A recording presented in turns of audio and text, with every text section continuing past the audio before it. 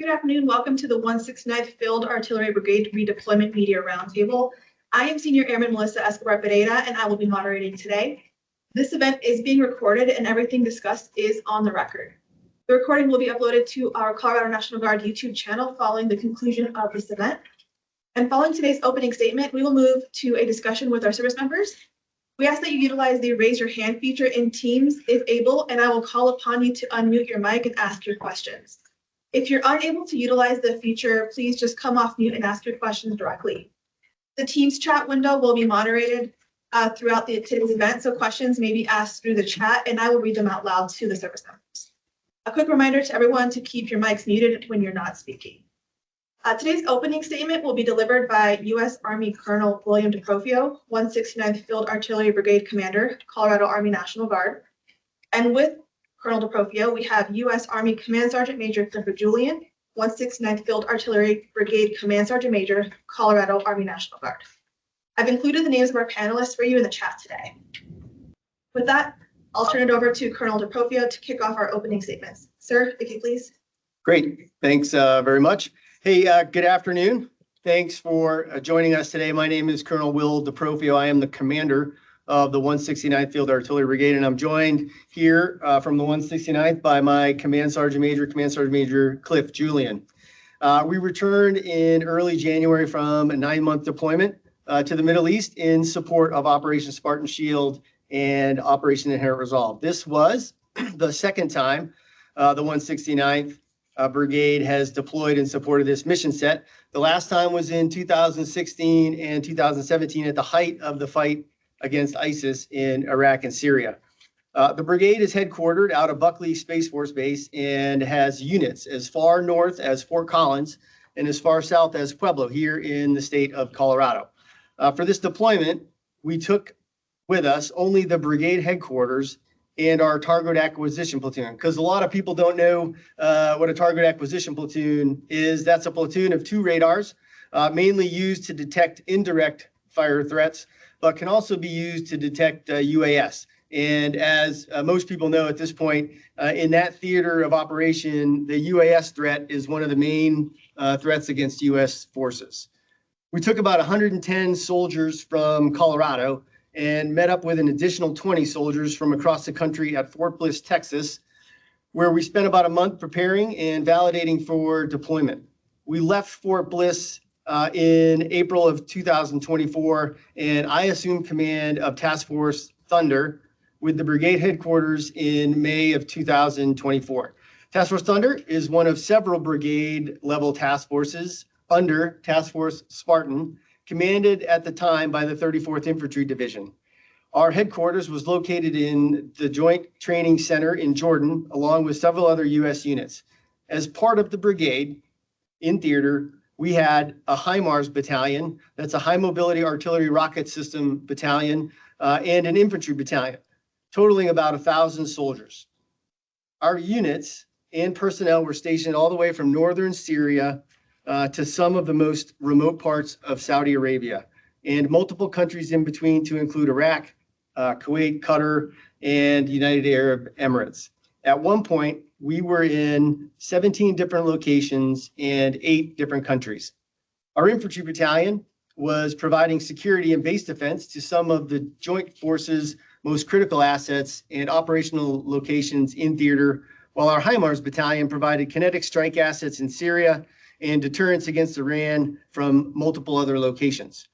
Our brigade headquarters in Jordan was the integration point for all base defense assets in Jordan and helped establish the standard for base defense validation in theater. Some of our most impactful operational work was in improving base defense processes in Jordan. Aside from our operational mission, a large part of our work was building partnerships across the region.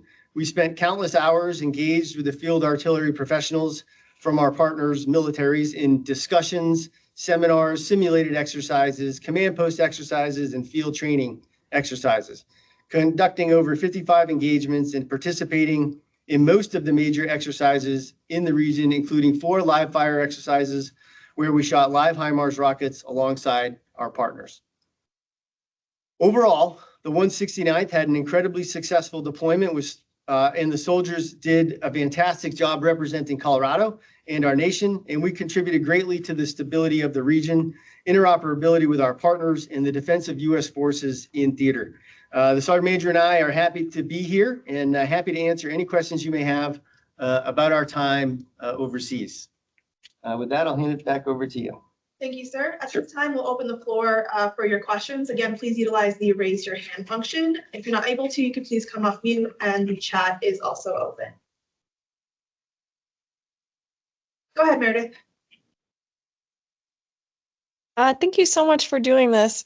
I was hoping to ask, while you were on deployment, can you talk about any sort of new equipment that you deployed with and got some reps and sets on, and what that experience was like?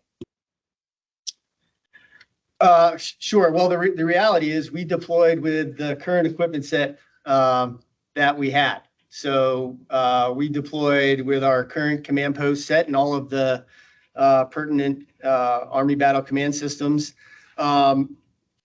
And additionally with our Q-53 radar. So that was all equipment that we had trained on and were proficient in using. The soldiers from Colorado used that equipment. Some of our other down trace units did use some of the more recent counter UAS systems, which I'm not going to go into detail on here because they're still being used over in theater, but we did get some reps and sets on those systems.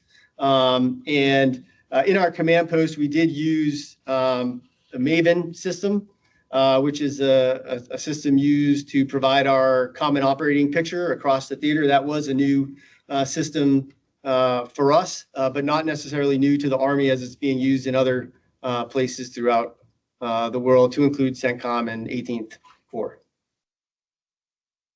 And if I could just follow up, for the Maven Smart Systems, what was your experience with speeding up the time of getting targeting data and being able to act on that targeting data using Maven?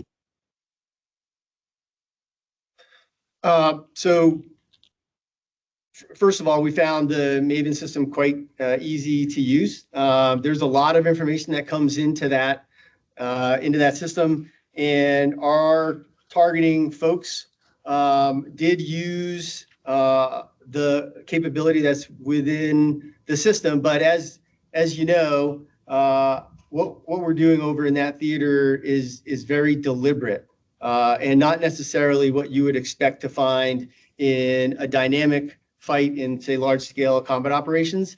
So we found the system quite easy to use, but I wouldn't be in the position to say whether it was speeding up our processes, because we were doing very deliberate, very limited amount of targeting in that theater. Appreciate it. Thank you.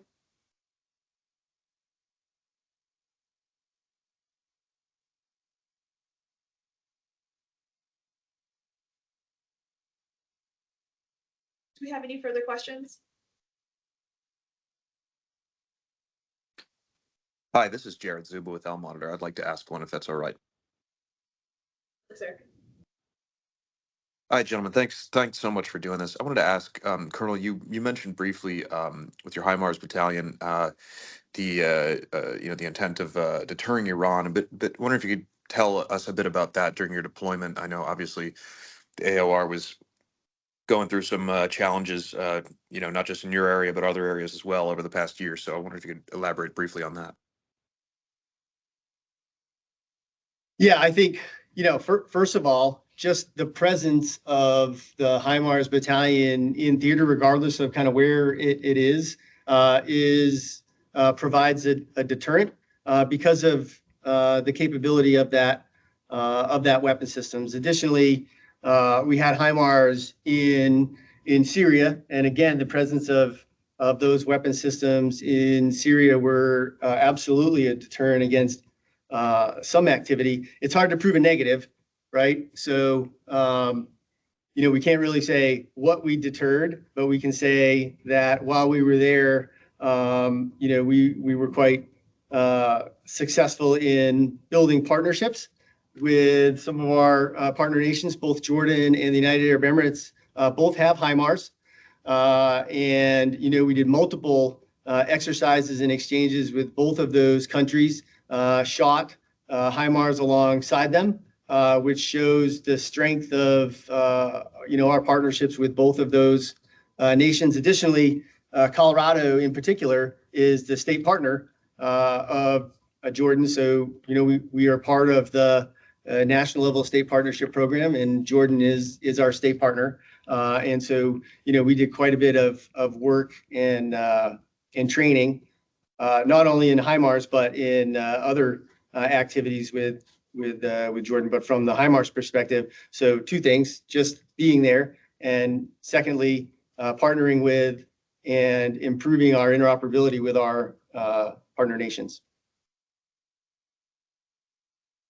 Thank you. And if I may, Colonel, you mentioned some of the radar capabilities you guys brought to bear during the OIR deployment. I don't know, based on the timeline of your deployment, if you were there in April of 24, if you were present in the AOR for the Iranian attack, drone and missile attack against Israel, and I don't know if you guys were able to bring any of those capabilities to bear to sort of help out with that sort of coalition defense of our allies there. Yeah, so the reality is we were actually at Fort Bliss in April when that large-scale attack happened, but we were in contact with the brigade that was in theater, and they were part of the joint force response to that attack, and so some of the assets that they used contributed to kind of the overall picture of what happened that evening. Got it. Thank you.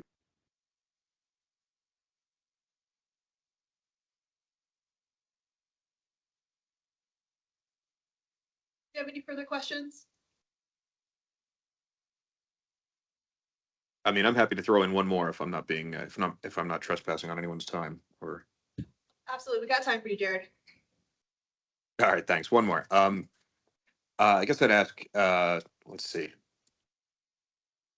Did you guys? I mean, so you guys came into OIR into theater a few months after the attack on Tower 22.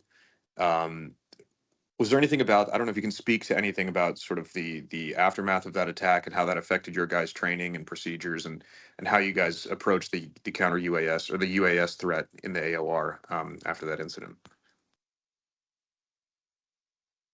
Yeah, I think what we can say about it is, that tragic event shed light on some of our processes and procedures in defending U.S. assets, especially in Jordan. So as you can imagine, we were heavily focused on how do we prevent something like that happening in the future.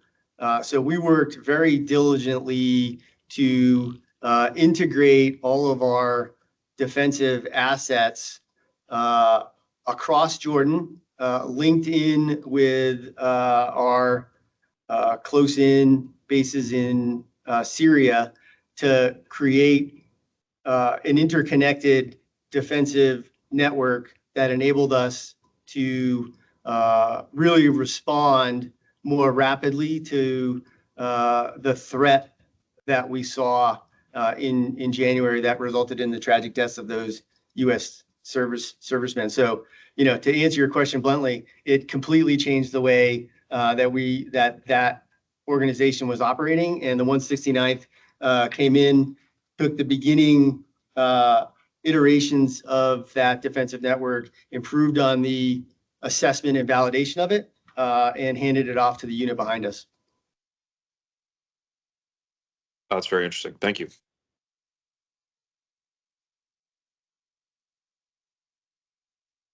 So I do see that KDVR News was able to log in a little bit behind schedule, but wanted to see if you had any questions for Colonel DeProfio or Command Sergeant Major Julian.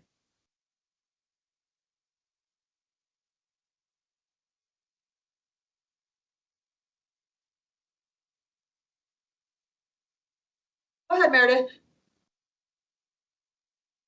Yeah, thank you. I'll just do one more if you don't mind. I wanted to ask about the shadow UAV because I believe I saw that on your IMTO. Can you say is that still was that still deployed with your units at the time when you were in the AOR? Or how did you sort of work around um, the sensing capability that the shadow Yeah. provided? Yeah, so the Shadow's actually not part of the brigade headquarters MTO or the target acquisition platoon. Within the 169th in Colorado, our military intelligence company has that capability. They did not deploy with us.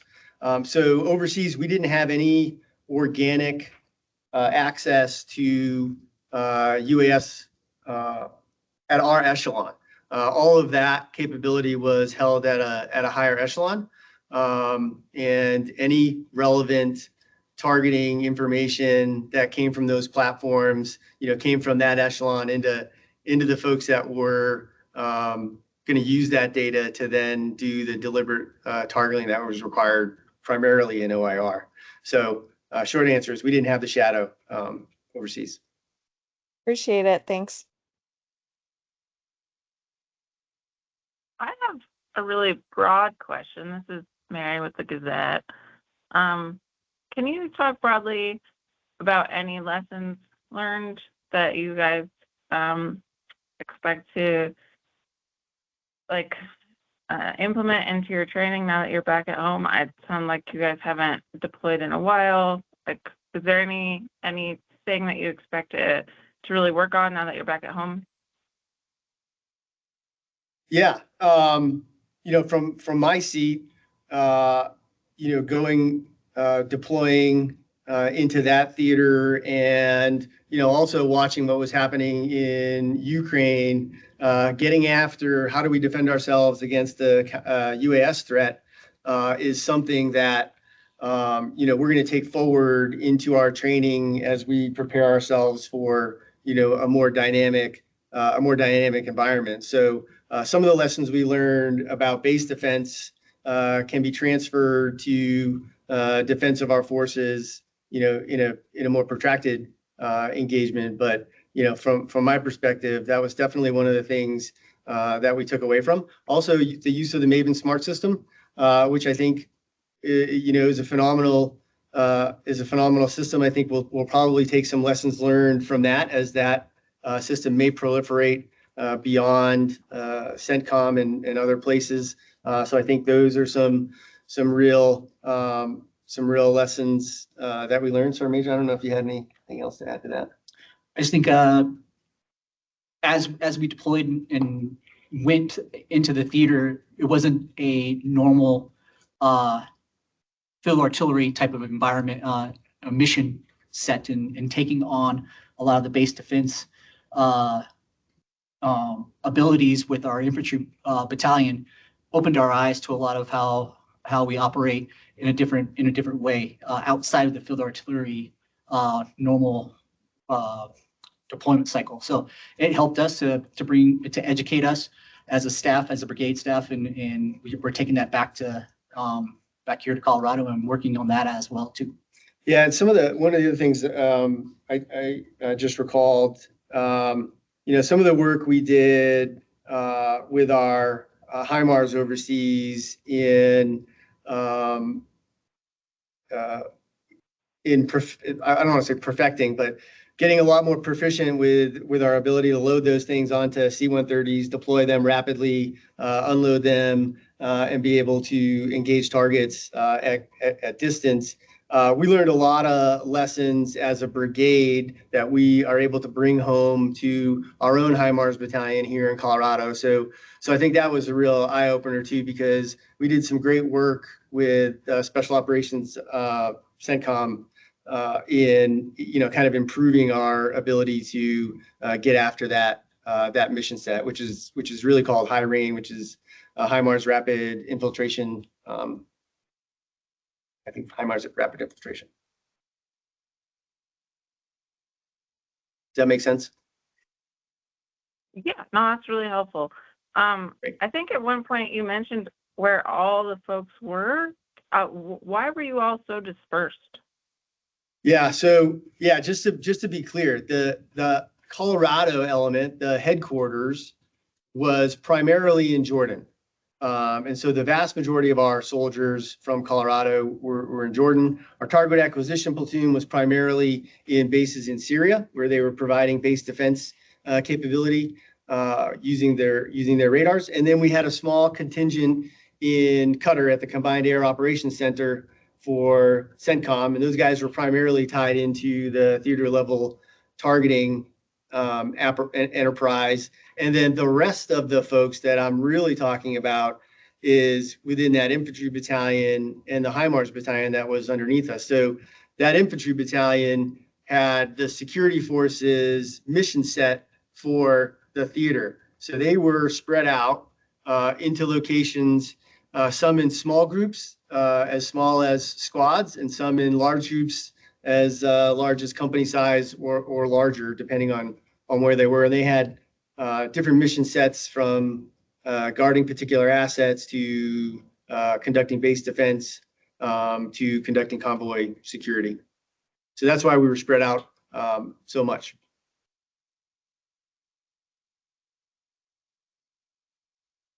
That's really helpful. I don't want to take away from anybody else's time.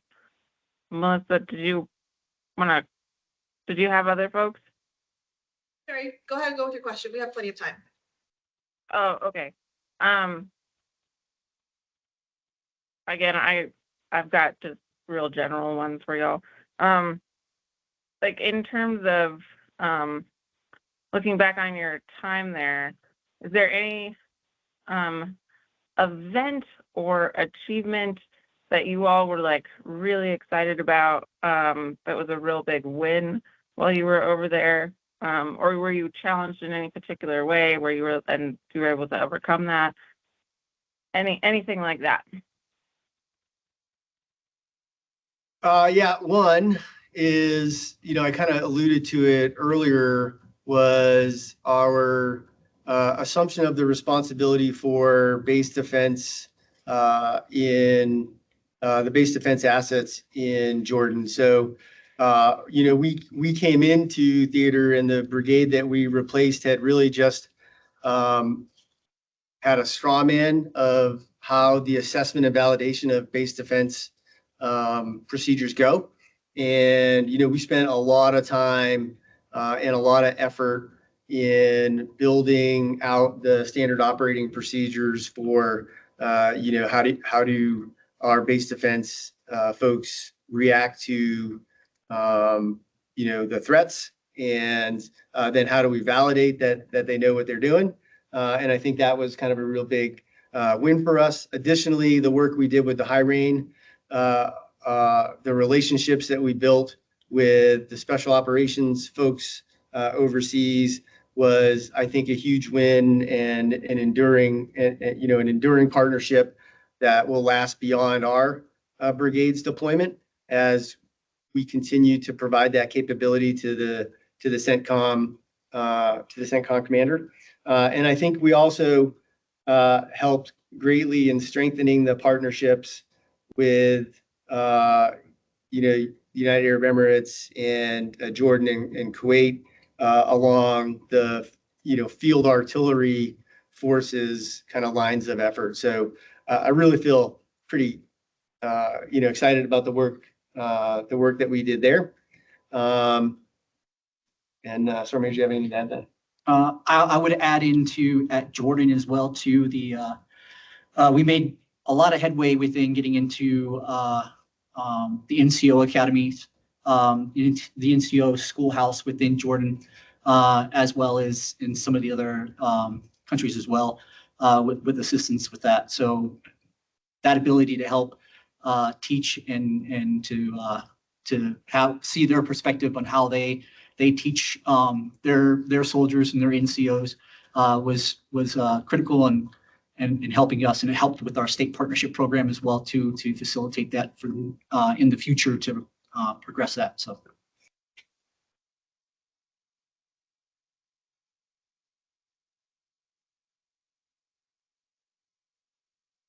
Jared, if you have your hand still up, did you have another question or was that from a previous question? Yeah, I just didn't take it down. Thank you. No worries. I see that we have somebody from NBC and again KDVR that joined us kind of late. We are open for questions. If you have a question, feel free to unmute.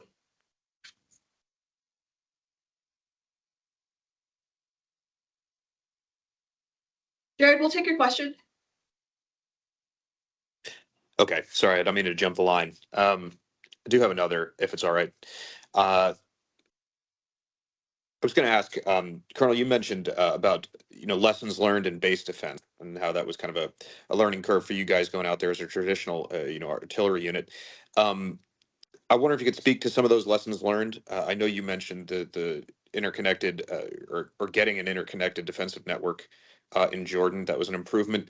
And did you see any adaptation by U.S. adversaries with their UAS tactics in that time that you were over there?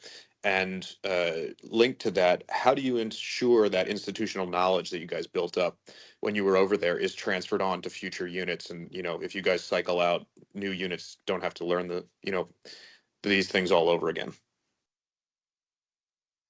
Yeah, so I'll answer the last part of that first. Of course, we documented kind of everything we did from a assessments and validation standpoint into some standard operating procedures, and we do a pretty good job, at least in the CENTCOM theater and the Operation Spartan Shield mission set, in doing a really effective, we'll call it battle handoff, or relief in place activities. It's really regimented, so that we ensure that as we transition and we relieve in place, that we do a good job of, number one, teaching them what we learned, and then number two, validating that the folks that are replacing us are good to go. So at least in that theater, which is constantly changing, so the theater that we left 90 days ago is different today than it was then, based on what's going on politically, in the theater. And to answer your first question, did we see, any adaptation to what we were doing? And I would say we didn't necessarily see adaptation to what we were doing at the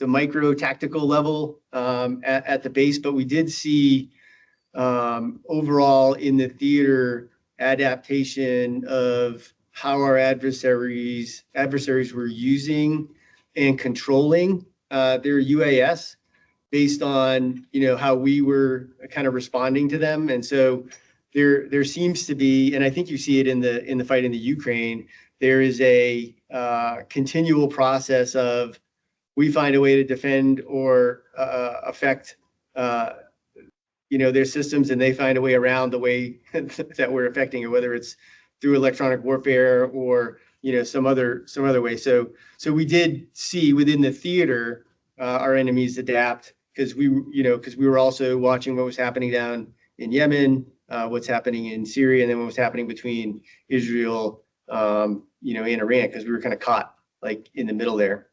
So I hope that answers your question.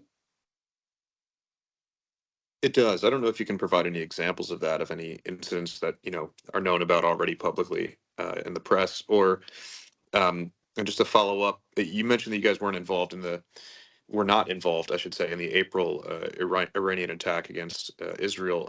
Were you guys involved in coordinating any defense in the follow-up attack the Iranians carried out? Well, to answer your first question, I don't necessarily feel super comfortable getting into the details, on the adversary's capabilities and how we were reacting to it. I'm sure most of it's in open source. But yeah, so we were involved in kind of the overall response to the follow-on attacks, right? So our systems, were tied into the greater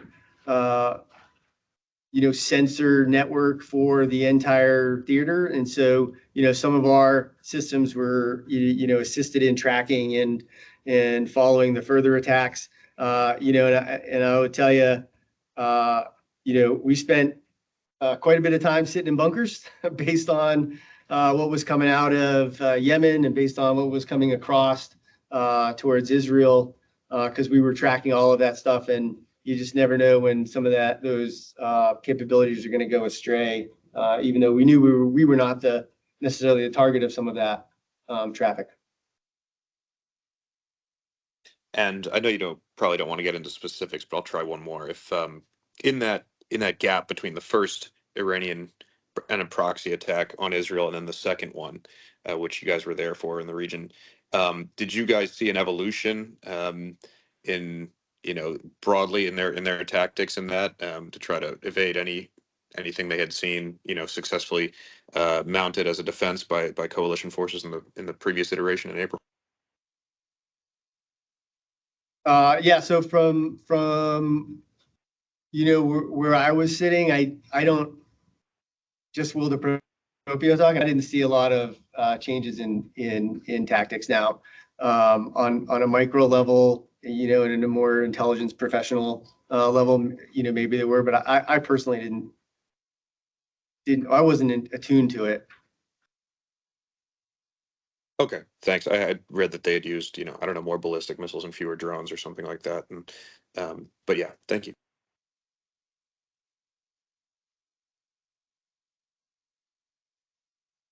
Okay, I want to give NBC and KDVR an opportunity to ask questions if they do have any. If not, we're still open for questions, so feel free to jump the line.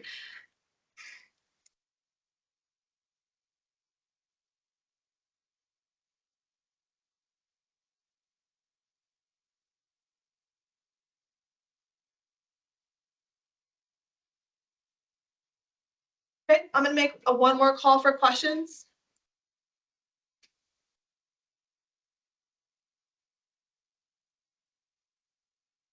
I got a real easy one. When did you get there? Did you get there in May, right after the attack? Yes, yeah. So we were tied in with the brigade that was there in April, and we did our transfer of authority in May. So it was quite a bit of heightened threat awareness at that time.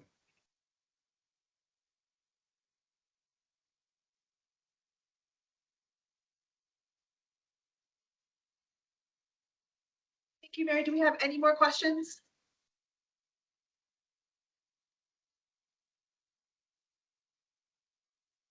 Okay, well, thank you everybody for your time. Thank you to our members for being here today, for reporters taking time out of your day to talk with us. If you have any additional questions that were not addressed today, please do reach out to the Colorado National Guard Public Affairs team, and we will run down the answers for you. I'm going to go ahead and put that information in the chat now. Once again, thank you so much and have a great rest of your day.